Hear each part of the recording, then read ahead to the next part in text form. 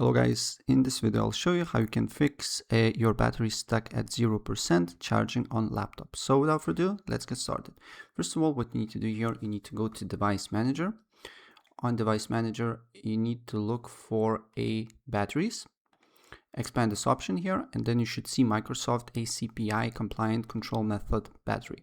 So you just need to right click on it and uninstall the device. Press uninstall and wait for a couple of seconds. Then right click on batteries and then scan for hardware changes. And then it should install, and then look if the problem persists after that. And if it's not working, then you need to completely shut down your computer and hold your power button. Press and hold that particular power button for 1 minute.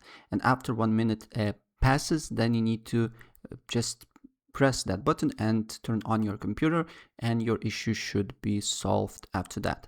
So that's pretty much it. If I help you out, please press like.